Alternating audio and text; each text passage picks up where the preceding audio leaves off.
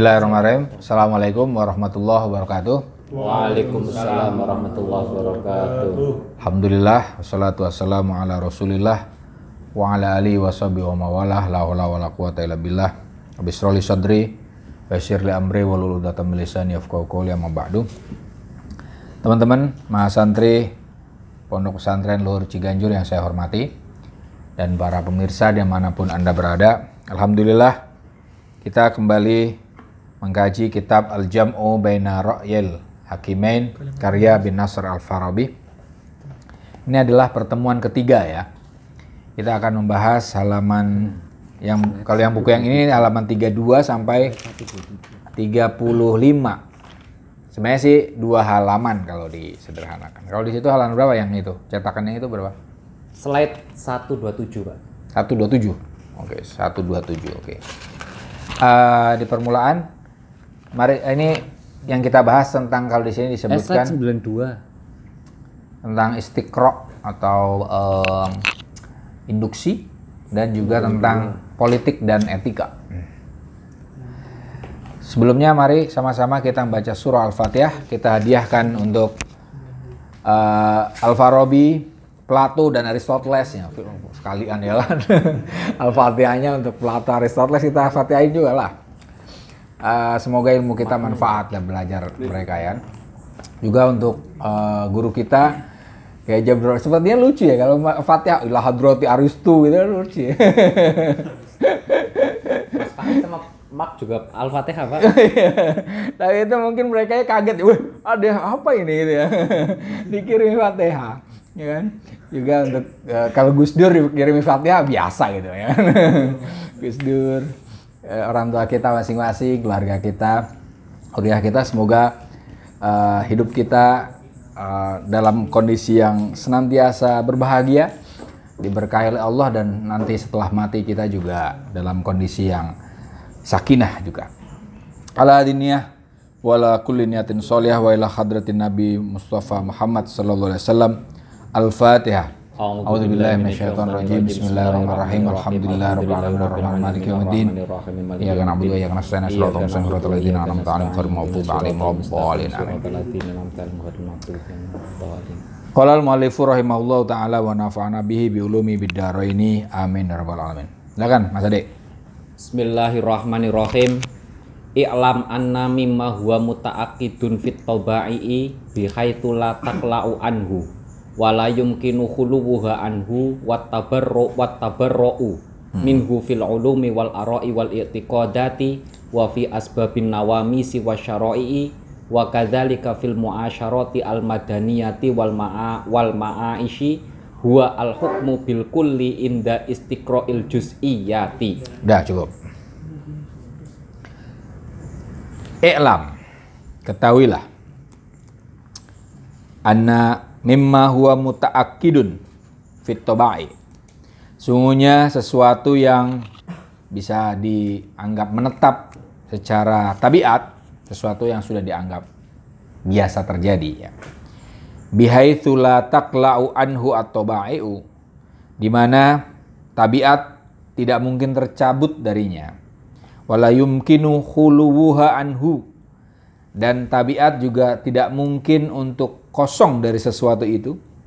Wa tabarru' minhu, dan bebas dari sesuatu itu. Sesuatunya ini nanti ya. Fil ulumi, baik di dalam ilmu, wal ara'i, pendapat, wal i'tiqadati, dan keyakinan. Wa fi asbabin nawamisi wasyara'i, dan di dalam sebab-sebab. Nawamis sama syara'i sama artinya. Namus itu artinya syariat. Wa kadzalika, dan demikian pula fil muasyaratil madaniyah, di dalam relasi beradab ya. Wal ma'aish, dalam kehidupan, relasi kehidupan. Apa sesuatu itu yang menetap dan tidak bisa tidak? Al hukmu bil kulli inda istiqra'il juz'iyyah. Putusan tentang generalitas ya, putusan umum ya, membuat keputusan yang bersifat universal ingda istiqra'il juz'iyat, ketika menginduksikan partikularitas. Nah, ini bahasa-bahasanya agak filsafat sedikit ya. Tapi ini sesuatu yang terkait dengan istiqra. Mas, ini Mas, apa? Saya kalau nggak salah bawa, saya bawa. Semoga nyata ini. Induksi itu, induksi bahasa Arabnya apa tadi? Istiqra. Ini salah satu metode berpikir, ya. Apa? Induksi itu apa? Berpikir dari partikular ke universal, ya kan? Dari hal-hal yang satuan menuju pernyataan umum, ya. Dari dari khusus ke umum biasanya gitu ya. Berpikir dari hal-hal khusus, ya. Atau ini partikular menuju hal-hal semua menuju apa namanya? Pernyataan umum, ya, pernyataan umum. Dari yang khusus ke umum, ya, universal. Oke. Ini tandemnya apa induksi biasanya? Deduksi. Kalau deduksi sebaliknya ya. Dari umum ke khusus. Nah, sekarang kita membahas soal induksi. Salah satu prinsip yang terdapat di dalam induksi atau istiqra itu al-hukmu bil kulli, ya, al-hukmu bil kulli inda istiqra, ya, inda istiqra il juz, iya, ini memutuskan tentang keumuman, ya kan, membuat putusan universal terhadap sesuatu yang partikular.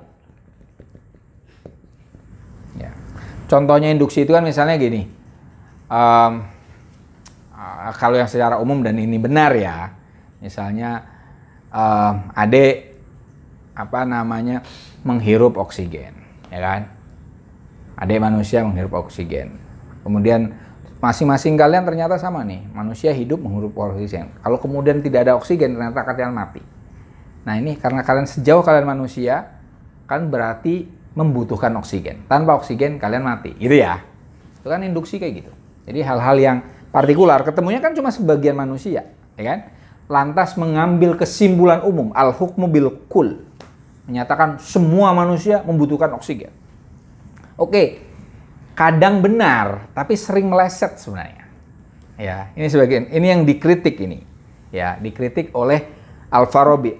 Apakah induksi itu bisa mencapai ke pendapat yang umum?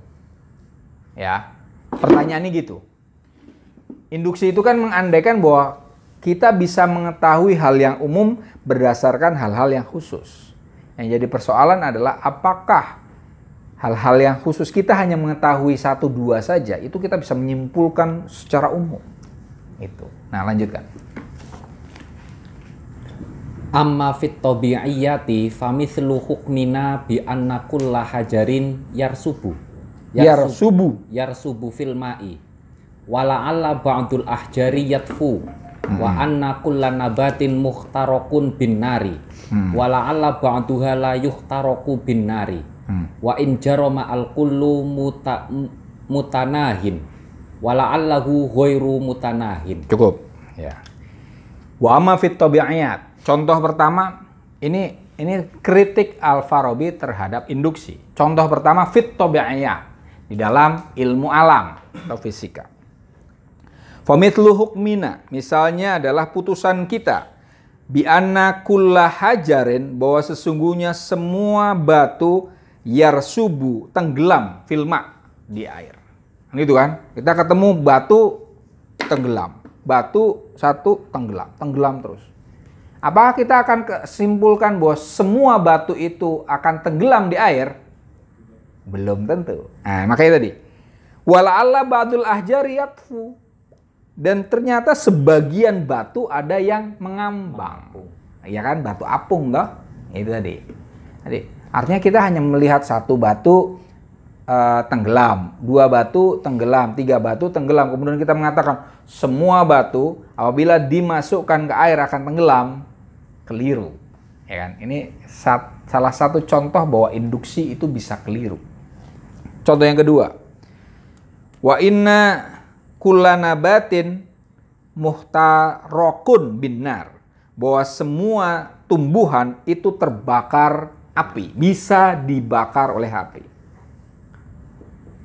Tapi kemudian nih, wala ba'duha la yahtariku binar, la yuhtaroku binar. Jangan-jangan sebagian tumbuhan ada yang tidak terbakar api. Ada nggak apa ya?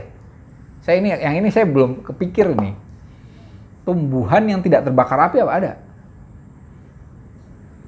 Tapi ini la'ala, barangkali ada gitu loh. Barangkali ada. Benar. Ya, la'ala aja. Wa inna jaromal kulli mutahanahin. Bahwasanya jarom itu hajmun atau volume besarnya. Bahwa volume universal itu mutanahin. Apa namanya? Berbatas. Ya. Walalahu ghairu mutanahin. Jangan-jangan tidak berbatas. Apakah universalia itu terbatas? Belum tentu. Belum tentu. Gitu loh. Nah, ini tadi. Artinya ketika kita mengatakan semua, sementara pernyataan semua itu dasarnya dari 1, 2, jangan-jangan kesimpulannya bukan semua, tapi sebagian. Ini kalau di logika itu kan, apa namanya, ada proposisi partikular, ya. Partikular. Ada proposisi universal. Kalau partikular itu sebagian. Ya. Sebagian titik-titik. Kalau partikular itu, kalau universal itu semua. Dalam logika Aristotelian itu kita didorong untuk berhati-hati menggunakan kata semua. Jangan-jangan cuma sebagian. Gitu. Karena ketika kita menggunakan kata semua, padahal sebenarnya sebagian, itu kan jadinya generalisasi tergesa-gesa. Kebiah-uyah. Ya kan? Karena begini, seringkali pandangan, pandangan pejoratif, pandangan yang bukan pejoratif, tapi pandangan yang menghina, diskriminatif itu kan dasarnya gini nih. Iya. Induksi yang terlalu cepat mengambil kesimpulan universal. Contohnya misalnya ketemu satu cewek dari suku tertentu, matre. Gitu kan, biasa gitu kan. Ketemu cewek yang kedua dari suku yang sama, kita bilang kebetulan matre. Ketiga, saya nggak nyebut ini, nggak khawatirnya ini kan kita ditonton orang banyak. Ketemu dengan cewek dari suku yang sama, kebetulan matre. Kemudian kita mau cewek dari ketemu, misalnya kita kenal sama cewek dari suku yang sama, kita bilang matre paling. Ada gitu kan? Ada kejadian gitu kan? Iya. Atau cowok juga sama kan? Cewek biasanya ini kalau kalian cowok semua sih, ini biasanya saya ngasih contohnya kalau ada cewek enak gitu. Semua cowok sama gitu. Ya kan? Ya kan? Ya kan? Cewek itu gitu. Cowok sama. Bibirnya doang manis gitu kan. Itu kan. Pembohong gitu kan. Semua cowok. Emangnya dia udah pacaran sama berapa laki-laki, ya kan? Ya banyak-banyaknya berapa sih, ya kan? Seandainya dia umurnya 20 tahun. Ya masa setiap hari dia pacaran sama manusia? Kalaupun setiap hari dia pacaran bisa dihitung gitu kan? Artinya belum semua laki-laki, ya kan? Ya, makanya muncul lagu kan, tidak semua laki-laki kan bersalah padamu, ya kan? Itu kan karena ada semua laki-laki sama gitu kan, kata cewek. Tapi kemudian muncul lagu dangdut itu kan, tidak semua laki-laki bersalah padamu, ya kan? Contohnya aku, ya gitu. Itu tadi, ya kan? Artinya induksi itu bisa keliru dan seringkali pandangan-pandangan yang diskriminatif, pandangan-pandangan yang apa sih istilahnya apa Mas? Pandangan yang tadi ya, stereotype, maaf. Saya ingin bilang stereotype. Stereotype tadi seolah-olah laki-laki dari suku ini males kalau punya duit, pengennya ngabisin duit. Kalau udah nikah, pengennya nikah lagi, ada yang itu kan? Males, ini kalian nggak usah disebut nih. Biasanya ini ada pandangan umum itu kan? Males sekali misalnya dia nikah bawaannya kawin melulu, saya gitu kan? Itu ada kan? Tapi apakah semua laki-laki dari suku itu kayak gitu kan? Belum. Sialan si Sidul anak Betawi asli. Jadi itu kan itu sebenarnya lagu Sidul anak Betawi asli itu tuh untuk menangkis stereotip. Seolah-olah tadi ya, seolah-olah orang Betawi itu malas, sebenarnya gitu kan. Tukangnya poligami dan sebagainya. Tapi ternyata di film itu, di apa sih namanya? Sinetron ya? Apa sih? Apalah gitulah ya. Pokoknya mini seri apalah gitu. Itu ternyata Sidul dia sekolah, rajin, ya kan? Kemudian soleh, kerjanya bagus. Artinya itu kan tidak semua orang Betawi kayak gitu. Itu sebagai contoh. Oke. Wafi lanjut. Wafi syar'iyyati mithlu anna kullaman syuhida fi'lal khairi minhu ala aktsaril ahwal fa huwa adlun. Sadiqu syahadati fi katsirin minal asya'i min ghairi ayyusyahida jami'a ahwalihi. Wa fil mu'asyarati mithlu sukuni wal wattuma'ninati allataini hadduhuma fi anfusina mahdudun. Innama minhu istidlalatun min ghairi ayyusyahida fi jami ahwalihi. Isyahada. Min ghairi ayyusyahada fi jami ahwalihi. Oke, cukup. Fi syar'iyyat. Kalau tadi contohnya adalah di tabi'iyat. Ya. Sekarang fi syar'iyyat. Syar'iyyat itu di dalam syariat lah. Hal-hal yang terkait dengan relasi antar manusia utamanya. Mithlu inna kullaman syuhida fi'lul khairi minhu. Contohnya seseorang yang dilihat, disaksikan melakukan tindakan baik, ya. Ala aktaril ahwal, secara umum orang itu dikenal secara umum melakukan kebaikan. Fahuwa adlun, fahuwa adilun maksudnya. Maka orang itu dinyatakan adil. Nah, ini istilah Arab ini. Adilnya bukan apa sih? Adil di bahasa Indonesia kan apa? Bisa dipercaya maksudnya ya. Kayak di ilmu ulumil hadis ya kan? Adil dan sodik bisa dipercaya. Sodiku syahadati fi katsiri minal asya.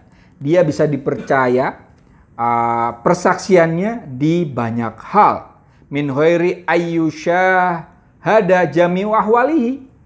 Padahal belum tentu semua kondisinya itu dipersaksikan, ya kan?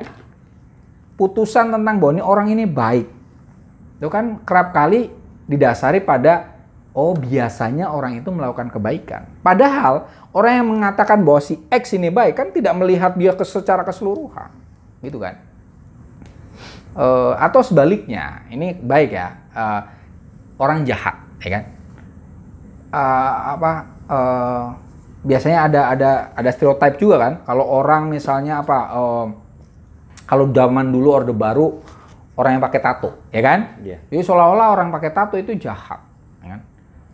Karena hanya dilihat dari itu sangat kalau sekarang sudah nggak relevan lagi. Gondrong, rambut gondrong, gondrong, tatoan, itu kan kalau zaman dulu dianggapnya ini bandel nih anak, ya kan? Itu kan? Apalagi kalau cewek, ya kan? Udah itu. Atau yang lebih ekstrim lagi PSK lah misalnya gitu. Ya seolah-olah ketika ada orang profesinya sebagai PSK, maka kita mengatakan ini orang pasti buruk, gitu kan? Itu tadi. Apakah orang yang menilai PSK itu sebagai orang yang buruk itu melihat seluruh kondisi PSI itu secara utuh hari per hari, misalnya dalam 24 jam dia nongkrongin, kan belum tentu, ya kan? Siapa tahu dia kerja kayak gitu karena terpaksa, ada kan? Ada itu. Dia kerja kayak gitu ternyata misalnya dia misalnya janda, misalnya gitu ya, ditinggal oleh suaminya, kemudian dia punya anak, tidak ada yang menafkahi dia udah misalnya ditinggali hutang besar, tidak ada kerja lain bagi dia saat itu kecuali menjajakan dirinya, misalnya kayak gitu kan. Tapi dia sayang uangnya itu kemudian dikirim untuk anaknya, untuk orang tuanya, mungkin aja Artinya ada sisi-sisi baik di dalam orang itu. Artinya kita nggak usah menilai seseorang hanya melihat satu duanya saja, satu dua tindakannya saja, karena kita belum melihatnya secara keseluruhan. Artinya ini ingin dikatakan induksi itu ya lemah di titik itu. Ya. Wa fil muasyarat, ya, di dalam relasi, mithlu sukun wa tuma'ninah, seperti contohnya diam dan tenang. Allataini hadduhuma fi anfusina mahdud, yang mana batasan definitif tentang diam dan tenang itu terbatas. Innama minhu istidlalatun min ghairi ayyusyahada fi jami' ahwalihi. Di situ di dalam diam dan yang tenang itu ada tanda-tanda min ghairi ayyusyahada fi jami' ahwalihi, tanpa ada persaksian di keseluruhan kondisi. Sama tadi. Kita misalnya gini, kita melihat orang nih kelihatannya ini tenang nih. Nah, gitu kan. Emangnya dia benar-benar orang yang tenang? Belum tentu loh, ya kan? Misal kita ketemu Mas Fauzan gitu ya, anak baik ini ya kan, orangnya diem gitu kan, ya ternyata klepto, ya kan, ada kan orang gitu kan, pecicilan, ya kan, macam-macam. Atau sebaliknya, orang nih ngomongnya banyak gitu, oh itu kita ini orang sombong, ternyata dia malah punya sisi lain di dirinya, itu tadi. Artinya kita ini yang ingin dikatakan adalah kita tidak bisa menilai orang secara setiap orang itu selalu ada dimensi yang beragam, ya kan?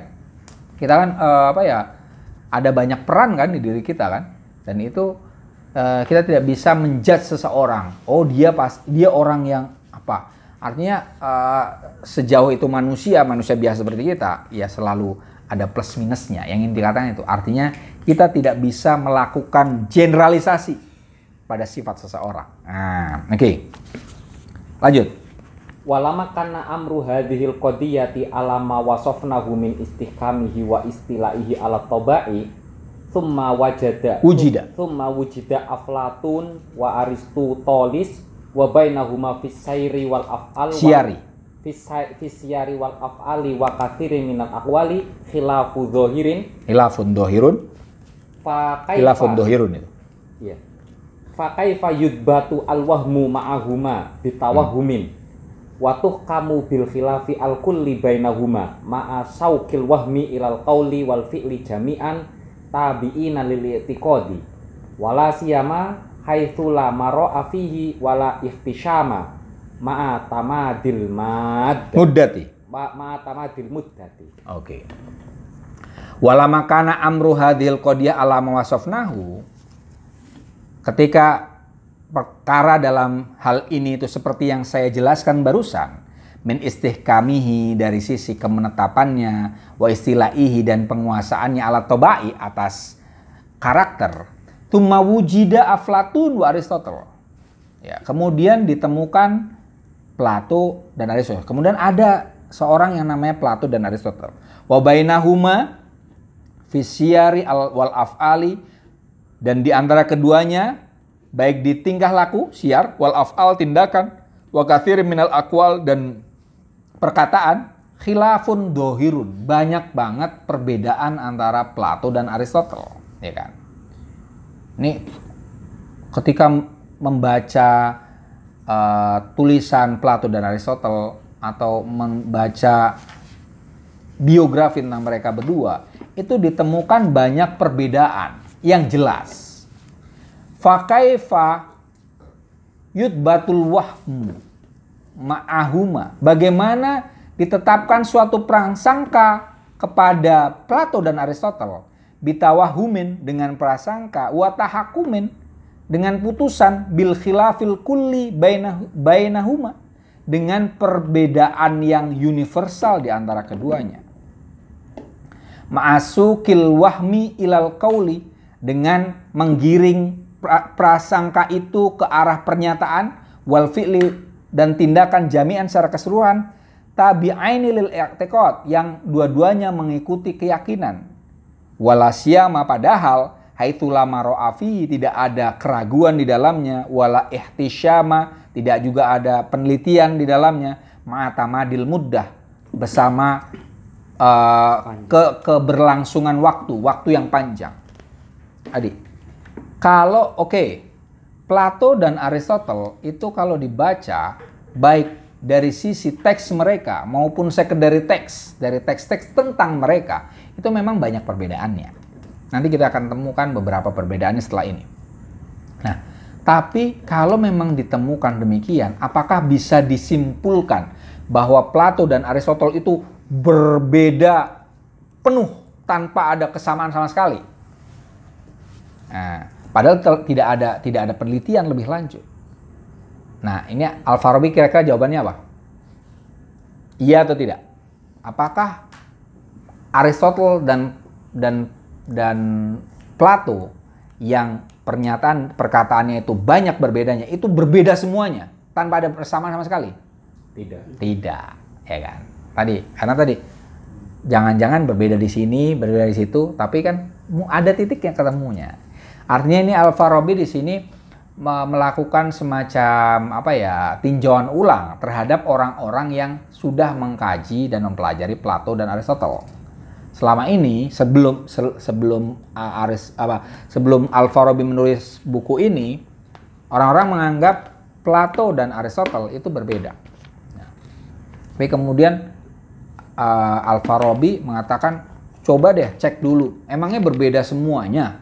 Jangan-jangan ada persamaannya gitu. Ya. Lanjut.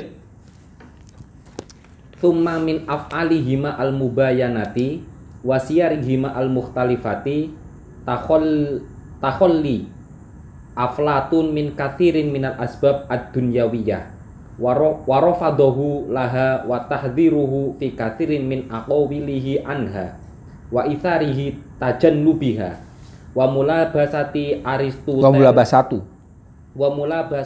Aristoteles lama kana yahjuru Aflatun hatta istaula ala kathirin minal amlaki wa tazawwaja wa aulada wa tazawwaro wa tawazzaro lil malakil Iskandar wa hawa minal asbab ad-dunyawiyah ma la yakhfa ala man i'tana bidarsi kutubi akhbaril mutaqaddimina. Fadhahiru hadza sya'ni yujibu dhanna bi anna bainal i'tiqadaini khilafan fi amri daraini. Yujibu dhannu ya. Ayo apa. Oke. Tsumma kemudian min af'alihima al-mubayyinah atau mubayyinah. Mubayyinah. Sebagian dari tindakan Plato dan Aristotle yang berseberangan. Wasyarihima al-mukhtalifah, dan sebagian dari perilaku Plato dan Aristotle yang berbeda. Takholla atau takholli? Takholla saya baca. Takholla Aflatun min kathirin min asbabid dunyawiyah. Plato itu mengosongkan dirinya dari hal ihwal duniawi. Plato itu memang dikenal sebagai sepanjang sufi. Dia tidak suka kehidupan duniawi. Ini takholla tadi ini takholla itu bukan fiil, tapi ini menjadi isim ini ya.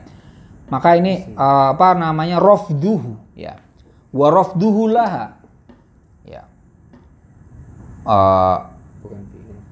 Plato menolak dunia. Wa tahdhiruhu fi katsirin min aqawilihi anha, dan Plato juga memperingatkan melalui banyak pernyataannya tentang dunia.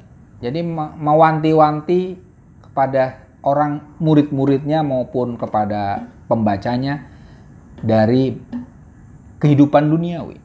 Wa itsarihi tajannubiha. Plato juga mempengaruhi para pembaca maupun muridnya untuk menjauhi dunia. Intinya, satu sisi Plato itu menjauhi dunia, zuhud lah ya, gampangnya zuhud. Di sisi lain, wa mula basatu Aristoteles lima kana yahjuru Aflatun. Aristoteles justru bergelimang dengan hal-hal yang dijauhi oleh Plato. Ya. Hatta istaula ala katsirin minal amlak, sehingga Aristotle itu bisa menguasai banyak hal yang bisa dimiliki ya. Kepemilikannya, propertinya banyak. Tazawaja, nikah pula dia. Plato nggak nikah. Jomblo seumur hidup itu ya. Iya benar. Jomblo seumur hidup. Beliau nulis saja. Sementara Aristotle nikah dia. Wa aulada, punya anak. Nikomakian. Nah, kalian tahu kan bukunya Aristotle itu yang terkenal tentang etika. Nikomakian etik. Nikomakian itu nama anaknya. Jadi itu etika Nikomakia. Artinya dia menulis buku itu sebagai wejangan untuk anaknya. Punya anak. Plato nggak punya anak. Wa tazawwara lil mulkil Iskandar. Beliau ini bukan sekedar menjadi wazir. Wazir itu kan menteri. Tapi menjadi penasihat. Guru dan penasihatnya Alexander the Great. Iskandar yang kita kalau di Dzulqarnain ya. Kalau di Al-Quran sebutnya Dzulqarnain. Ini Iskandar, Alexander the Great. Itu muridnya Plato. Alexander the Great itu kan yang menguasai. Kenapa dia disebut Dzulqarnain? Orang yang memiliki dua tanduk itu karena dia menguasai timur dan barat. Dari mulai ujung timur pantai paling timur Maroko, kalau sekarang misalnya Portugis dan seterusnya, sampai ke paling barat Kaspia, sampai Persia, sampai ujung ke ujung. Maka dia disebut sebagai Dzulqarnain. Dan itu muridnya Aristotle, ya. Dahsyat itu. Wahawa fil asbab ad-dunyawiyah. Aristotle menguasai sebab-sebab duniawi malayahfa, sesuatu yang tidak tersembunyi, alaman ya'tana bidarsi kutubi akhbaril mutaqaddimin. Sesuatu yang tidak tersembunyi bagi orang yang berkecimpung mempelajari buku-buku tentang orang-orang terdahulu. Orang-orang yang mempelajari sejarah pemikir klasik pasti tahu bahwa Aristotle itu bergelimang harta, ya, semacam itu. Berbeda dengan Plato yang dia zuhud, ya. Dia tidak menikah, dia menjauhi dunia. Fadhahiru hadza sya'ni yujibu adh-dhanna bi anna bainal i'tiqadaini khilafan fi amrid daraini. Sisi lahiriah dari kondisi Plato dan Aristotle itu memunculkan prasangka, yang ini pasti akan muncul prasangka bahwa keyakinan Plato dan Aristotle itu khilafan fi amrid daraini, berbeda jauh terkait dengan kehidupan duniawi dan ukhrawi. Intinya mereka baik Plato maupun Aristotle itu sih beda pandangan hidup ini, ya kan? Yang satunya zuhud, yang satunya bergelimang harta, misalnya gitu kan? Satunya nikah, satunya nggak mau nikah, dan seterusnya. Yang satunya punya anak, satu nggak punya anak. Ini pasti prinsip hidupnya beda, lifestyle-nya beda. Ya. Nah, Al-Farabi berpendapat yang lain. Lanjut. Walaisa al-amru kadzalika fil haqiqati fa inna aflatun huwa alladzi dawwana as-siyasati wa hadzabaha wa bayyana as-siyara al-adilata wal usrata al-unsiyata al-madaniyata Insiyata. Ya. Wa abana an fadailiha wa azhara al-fasada al-aridha li af'ali man hajara al-usrata al-madaniyata wa taraka at-ta'awuna fiha. Wa maqalatuhu fi ma dzakarnahu masyhuratun yatadarasuha al-umamu al-mukhtalifatu min laduni zamanihi ila asrina hadza. Oke, cukup itu dulu. Lanjut. Ghairu annahu lamma ra'a amron nafsi wa taqwimaha awwala ma yabtadi'u bihi al-insanu hatta idza ahkama ta'dilaha wa taqwimaha irtaqum ahkama ta'diluha wa taqwimuha irtaqum minha ila taqwimi ghairiha thumma lam yajid fi nafsihi minal quwwati ma yumkinuhu al-farahu mimma yuhimmuhu min amriha afna ayyamahu fi ahammil wajibati alaihi aziman ala annahu mata farahu minal ahammi al-ula aqbala alal aqrabi al adna hasba ma awsa bihi fi maqalatihi minas siyasati wal akhlaq. Oke, cukup. Walaisal amru kadzalik fil haqiqah. Kenyataannya tidak seperti itu, bro. Ya kan? Secara dohir Plato dan Aristotle beda, ya kan? Yang satu nikah, satu nggak nikah, satu punya anak, satu nggak punya anak, satu ninggalin dunia, satu bergelimang harta, ya kan? Fa'in Aflatun, sungguhnya Plato huwaladzi dawana siyasah. Plato menulis buku tentang politik, ya. Wahadzabaha, dan juga mensistematisasi tentang politik. Republik, buku dia terkenal itu Republik, ya. Wabayana syarul adilah. Plato juga menjelaskan tentang perilaku yang adil, tentang etika, ya, tentang etika, keadilan pada diri, keadilan pada masyarakat, ya. Wal usroh al insiyah al madaniyah. Usroh ini bisa diartikan keluarga, tapi kalau di sini di usroh al insiyah al madaniyah diartikan ijtima, mujtama. Dua-duanya sama lah. Usroh itu keluarga, insiyah manusia, al-madaniyah yang beradab. Ini arti literalnya. Cuma oleh Bu Mulhim diartikan itu masyarakat. Artinya Plato juga menulis tentang masyarakat. Artinya dia tidak anggapannya gini. Ini kalau Aristotle itu sampai jadi penasihat raja loh. Plato enggak loh. Dia ngejumpel aja jadi sufi, misalnya gitu loh. Maksudnya gitu. Nah, maka ini Al-Farabi mengatakan, oh enggak, Plato juga nulis tentang politik, gitu, ya kan? Dia gurunya Aristotle yang menulis tentang politik, gitu, ya. Wa abana an fadhailiha. Plato juga menjelaskan tentang keutamaan usroh al-madaniyah al-insya al-madaniyah, keutamaan keluarga manusia yang beradab. Wa adharul fasad. Dan dia menunjukkan tentang kerusakan al-aridho yang mungkin muncul di af'alin dari tindakan man hajarul usrata al-madaniyah. Tindakan orang yang meninggalkan keluarga yang beradab atau masyarakat. Ya. Wa taraka at-ta'awuna fiha, dan meninggalkan kerjasama di dalam keluarga atau masyarakat. Wa maqalatuhu fi ma dzakarnahu masyhuratun. Tulisan Plato terkait dengan bahwa dia menulis tentang politik dan melarang, mendorong orang untuk bermasyarakat, juga dalam hal ini juga berkeluarga, itu masyhuro, terkenal. Kalau di dalam ini Mas, oke, di dalam di dalam filsafat, di etika, kan tempo hari kita sudah sempat membahas tuh. Filsafat itu kan ada filsafat teoritis dan praktis, ya kan?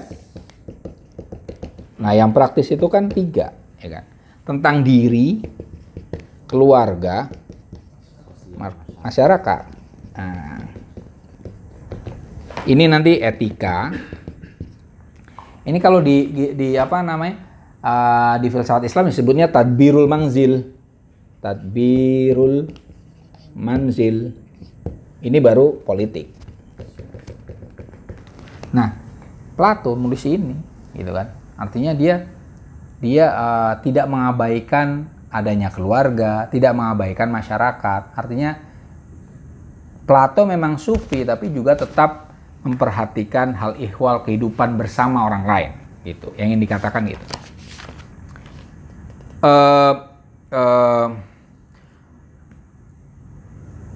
Ya tadarusul umam tadi, tentang ini dikenal oleh masyhur, ya.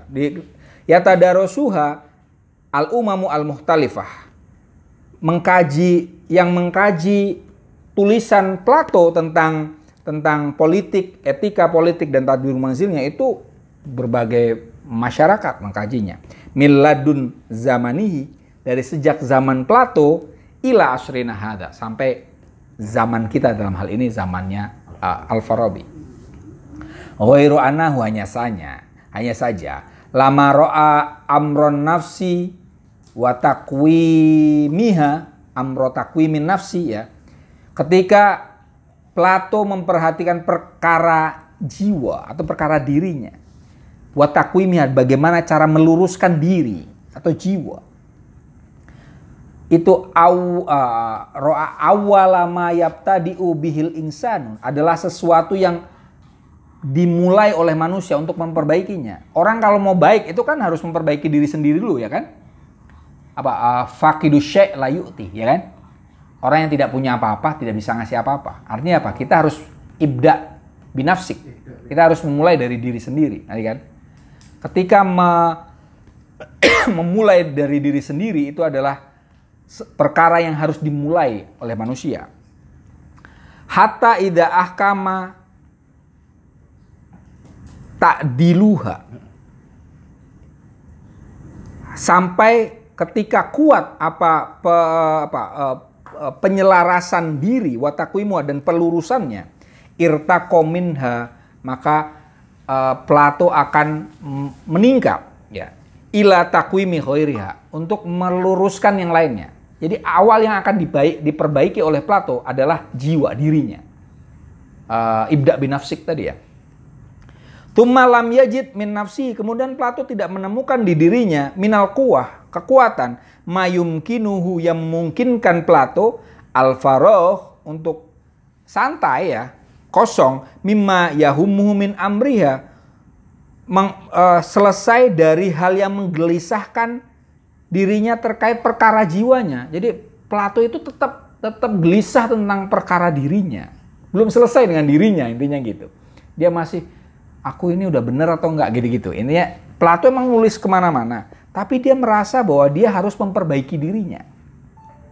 Afna ayyamahu fi ahammil wajibat alaihi. Maka Plato menghabiskan hari-harinya dalam bergelut dengan kewajiban-kewajiban yang terpenting baginya.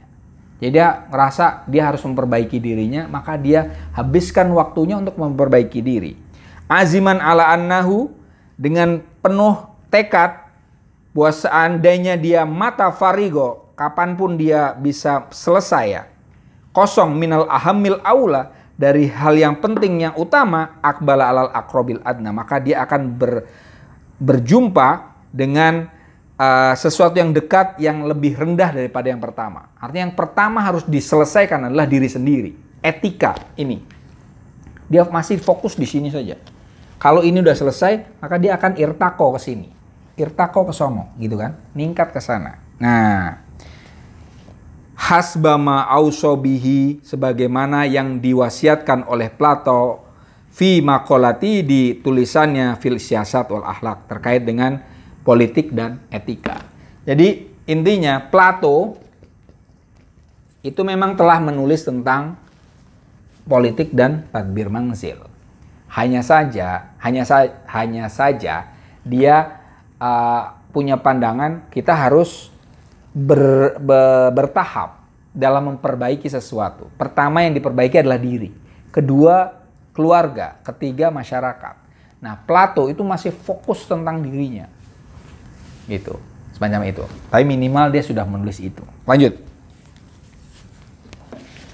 Wa inna Aristoteles jaro alamith lima jaro alihi Aflatun fi aqwilihi wa rosailihi asyasiyah.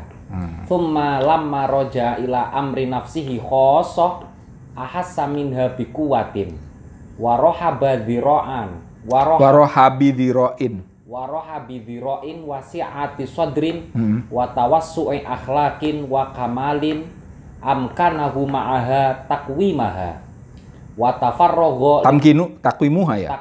Amkanahu ma'aha takwimuha. Iya kan? Wa tafarroghu litta'awuni wal istimta'i bikathirin minal asbabi al-madaniyah. Oke. Wa inna Aristotle, sebaliknya Aristotle, jaro ala mithli ma jaro alaihi Aflatun, berjalan sebagaimana jalan yang ditempuh oleh Plato. Artinya yang dilakukan oleh Plato, yang dipikirkan oleh yang dipikirkan dan dilakukan oleh Aristotle itu sama dengan apa yang dipikirkan dan dilakukan oleh Plato. Fi aqawilihi wa rasaili siyasah. Di dalam tulisan-tulisan Aristotle terkait dengan politik. Yang dikatakan Aristotle itu sama. Berpikiran tentang ini juga sama. Ya. Tumma lama roja ila amri nafsihi khosotan. Kemudian ketika Aristotle kembali kepada dirinya secara khusus, ahassa minha biquwwah, dia merasa dirinya itu punya kekuatan, ya. Waroha bidhira, punya kelapangan tangan, artinya dia punya kemampuan lebih. Wasi'ati sodrin, dada yang lapang, watawaswi ahlaki wa kamalin, dan etika dan kesempurnaan yang luas. Ya, lebih luas ini cakupannya. Amkanahu ma'aha takwimuha, yang memungkinkan baginya untuk meluruskan jiwa. Dia bisa meluruskan jiwanya dengan itu. Wa tawarruhi li ta'awun, dan bisa juga baginya untuk menghabiskan waktunya bekerja sama dengan orang lain. Wal istimta li ta'awun wal istimta'i bi katsiri minal asbab al madaniyah, dan bersenang-senang dengan perkara-perkara madaniyah, beradab. Plato terkait dengan dirinya udah selesai dia, ya kan? Ternyata dia punya kemampuan lebih untuk memikirkan orang lain, untuk menjadi untuk tadi memberi nasihat kepada raja dan seterusnya. Maka dia melakukan. Tapi basicnya sama, bedanya itu saja. Plato itu masih sibuk dengan dirinya, sementara Aristotle sudah selesai dengan dirinya, maka dia bisa go public. Gamai gitu. Ya. Lanjut, Mas. Faman ta'ammala hadhil ahwala wa alima annahu lam yakun bainar ra'yaini wal i'tiqadaini khilafun. Wa anna tabayyuna alwaqi alahuma kana sababuhu naqsun fil quwa at-tabi'iyyah fi ahadihima. Ya benar. Wa ziyadatun fiha fil akhar fala ghaira ala hasbi ma la yakhlu minhu kullul itsnaini min ashkhasin nas. Idzil aktsaruna qad ya'lamuna ma huwa athirun wa aswabun wa aula ghairu annahum la yatiqunahu wa la yaqdiruna alaihi wa rubbama ataqu al-ba'du wa rubbama ataqu benar al-ba'du. Betul. Wa ajazu anil ba'di. Oke, ini memfa ya, ini maf'ul ya. Ya. Oke. Faman ta'ammala, barang siapa yang merenungkan hadil ahwala, tentang kondisi tersebut tadi, alima, maka orang itu akan mengetahui annahu lam yakun bainar ra'yaini wal i'tiqadaini khilafun. Maka orang itu akan tahu bahwa keyakinan, pendapat dan keyakinan Plato dan Aristotle itu tidak ada bedanya sebenarnya. Ya. Wa inna tabayuna al-waqi'a lahuma, sungguhnya perbedaan yang terjadi antara Plato dan Aristotle karena sababuhu naqsu fil quwa at-tabi'iyyah fi ahadihima. Perbedaannya itu karena kurangnya kekuatan natural pada salah satu dari keduanya. Dalam hal ini Plato itu tidak sekuat Aristotle dalam hal ini untuk go public, ya. Wa ziyadatu fiha fil akhar, dan adanya kelebihan kekuatan fil akhar di sisi yang lain, di pihak yang lain, dalam hal ini Aristotle dalam hal kehidupan publik lebih unggul daripada Plato, ya. Ala hasbi ma la yahlu minhu, dari sisi sesuatu yang tidak kosong darinya, kulul itsnaini min ashkhasin nas, setiap dua orang di antara manusia. Ya, dua orang di antara manusia, kalau ada dua orang itu ada yang lebih unggul daripada yang lainnya, ada yang dan seterusnya. Artinya kita juga kan gitu kan. Kadang di titik X kita unggul, di titik yang lain kita lemah, gitu kan. Oke lah, Plato di titik religiusitas mungkin lebih kuat daripada Aristotle. Tapi di sisi kehidupan duniawi ternyata Aristotle lebih unggul daripada Plato. Sisi kepioniran Plato lebih unggul karena dia gurunya, al-fadlu lil muqtadi ya. Tapi dalam sisi cakupan keilmuan yang sampai ke hal-hal yang lain-lain, Aristotle lebih unggul. Nah, semacam itu ya. Idil aktsaruna qad ya'lamuna ma huwa athirun wa aswabun wa aula.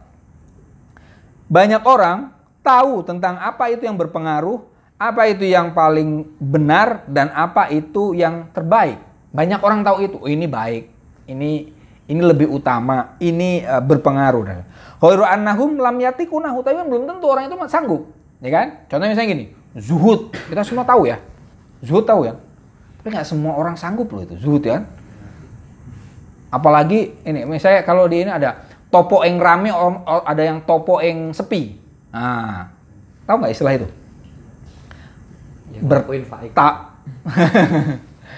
Topo eng sepi itu bertapa di kondisi yang sepi. Misalnya Anda ya di sini kalian nggak ngapa-ngapain tuh topo yang sepi. Tapi ada juga topo yang rame. Anda bertapa tapi dalam kondisi yang hingar-bingar. Ya. Misalnya gini, Gus Dur hidup di Jakarta dalam kondisinya itu topo yang rame itu. Ya.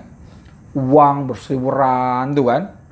Padahal beliau bisa jadi kaya raya, jauh lebih kaya dari sekarang. Itu topo yang rame beliau. Kalau misalnya Gus Dur tinggal di Jombang misalnya gitu, jadi guru sufi, jadi filsuf, beliau itu topo yang sepi. Nah, itu. Dua-duanya berat itu, ya, dua-duanya berat, ya, dua-duanya berat. Topo yang sepi itu kalian misalnya kayak orang zaman dulu lah ya, tinggal di pedalaman, itu kan, kemudian ya hidup sederhana, itu kan susah ya kan, nggak semua orang siap dengan itu. Atau topo yang rame dalam kondisi semua sebenarnya ini godaan tinggi, tapi Anda tetap konsisten menjadi orang baik. Nah, itu tadi. Itu kan kita tahu tentang itu. Zuhud kita tahu. Tapi kan nggak semua orang bisa zuhud. Ya kita mau sabar ya. Karena kalau ada masalah kemudian sabar ya. Sabar gitu kan. Kita tahu kan. Susah keles gitu kan. Itu sebagai contoh. Kita tahu tentang sabar ya kan. Sabar, syukur. Kita tahu. Kadang kita kesel juga kan. Ini orang ngomongin tuh hal-hal yang remeh-temeh gitu kan. Karena kita semua tahu ya kan. Sabar, syukur, apa lagi yang hal-hal yang remeh-temeh gitu. Yang sebenarnya remeh lah. Hidup itu yang hemat, tahu kan? Trimo, ojo sombong, ojo dumeh, tahu kan? Ya kan? Ya, ojo gumunan dulu bapak saya itu. Ojo gumunan, ya kan? Jangan mudah kagum. Ojo dumeh itu apa? Mentang-mentang, ya kan? Dan seterusnya itu. Itu kan kita tahu itu, cuman kan susah itu. Itu tadi. Nah, ghairu annahum lam yatikunahu.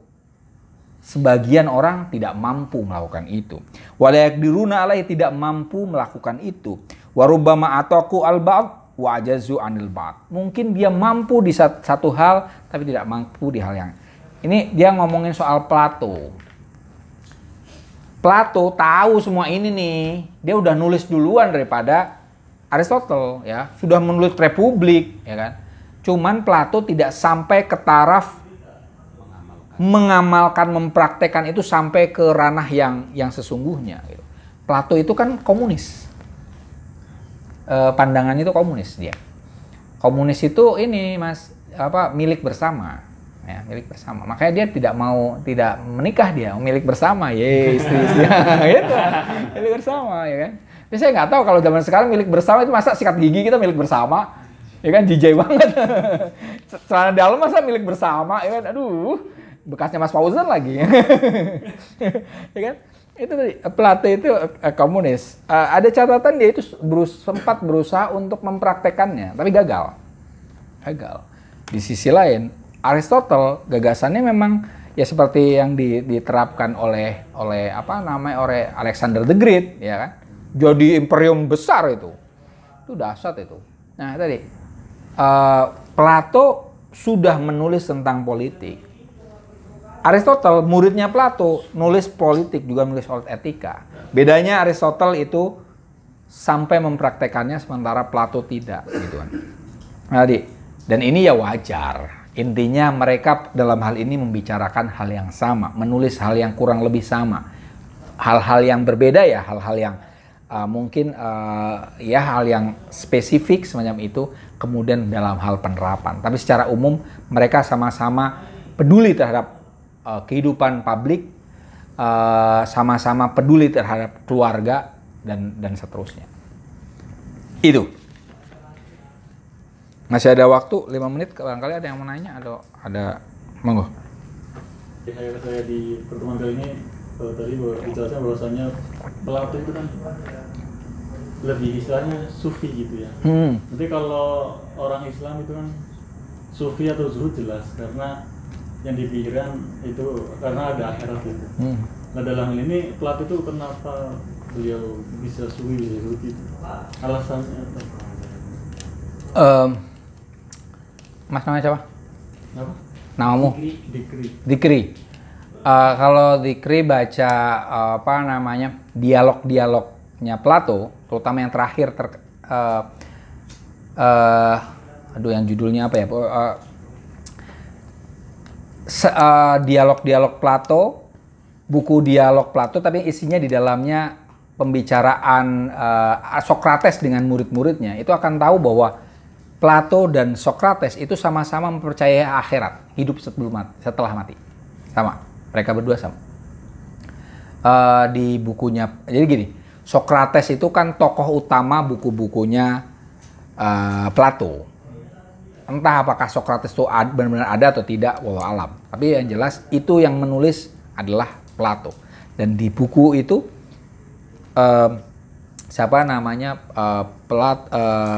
Sokrates yang ditulis oleh Plato itu sama-sama membahas soal kehidupan setelah mati. Makanya Sokrates mati itu kan nyantai aja dia. Dia kan dihukum, ya kan? Karena dianggap meracuni anak muda dengan filsafat, ya kan? Mempertanyakan segala sesuatu. Maka kemudian Anda bersalah. Kemudian oke. Zaman itu tuh benar atau salah ditentukan oleh ini voting. Ternyata kalah dia, di voting kalah dia. Akhirnya, Anda dianggap salah, Oke lah, artinya benar salah saat itu sifatnya kuantitatif, bukan kualitatif, ya kan? Secara kualitas benar Sokrates, tapi secara kuantitas dia dianggap salah. Akhirnya dia dihukum, hukum mati. Hukuman matinya apa? Minum racun, hemlock ya.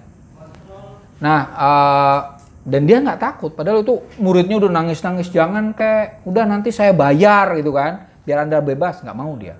Udah ayo kabur aja, nggak mau dia, jangan. Ya, ini dia, dan dia nggak takut untuk mati, karena dia mengatakan dia percaya dengan hidup setelah mati. Nah, artinya Sokrates dan Plato sama, percaya hidup setelah mati. Makanya tadi tentang kehidupan ini dia nggak begitu ini mas, nggak begitu menghiraukan. Itu makanya dia kayak sufi. Kemudian yang kedua, yang penting bagi Plato itu adalah ide, ya kan? Ide itu bukan yang kelihatan ini, ide itu ada di pikiran, eidos, ide. Nah, yang mana itu adalah Tuhannya Plato, ya kan? Yang penting adalah ide. Dunia ideal. Seperti tadi, ya mungkin kalau bahasa ini ya surga tapi nggak penting bagi sufi kan, surga nggak penting ya, bagi filsuf juga nggak penting. Yang jelas kondisi yang ideal. Nah, itu.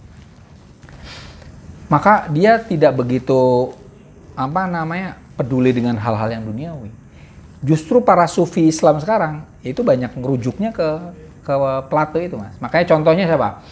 Contohnya Ibnu Arabi. Ibnu Arabi itu di salah satu gelarnya adalah Ibnu Aflatun. Anak putra Plato. Iya. Filsuf yang dikenal sebagai sufi selain Plato. Plato itu setelah Pitagoras. Filsuf yang sufi ya dari dulu itu Pitagoras, Empedokles, baru kemudian Plato. Baru nanti kesininya Plotinus termasuk. Plato termasuk. Ini sufi-sufi. Mereka Udah kayak zaman itu nabi sebenarnya. Mereka nabi, mereka mendakwahkan.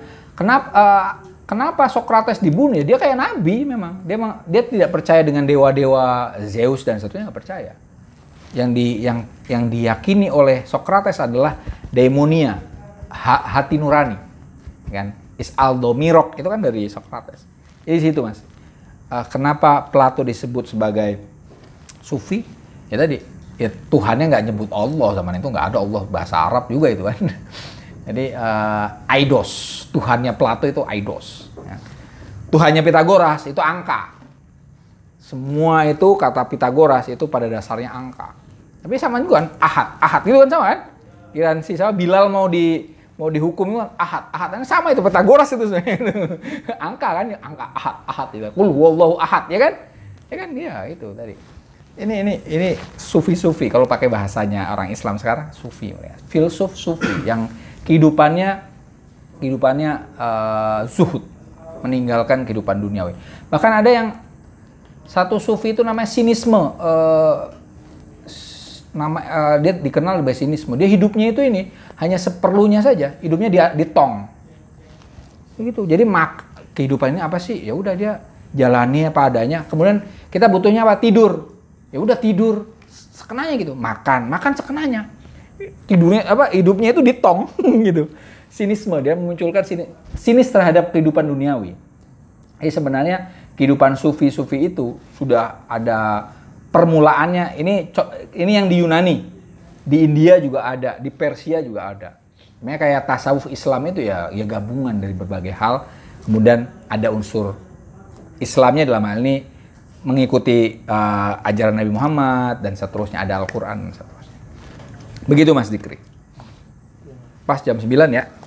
Udah cukup. Nanti kalau ada pertanyaan lagi setelah forum ini. Wallahu a'lam bishawab. Wallahu muwaffiq ila aqwamit thoriq. Wassalamualaikum warahmatullahi wabarakatuh. Waalaikumsalam warahmatullahi wabarakatuh.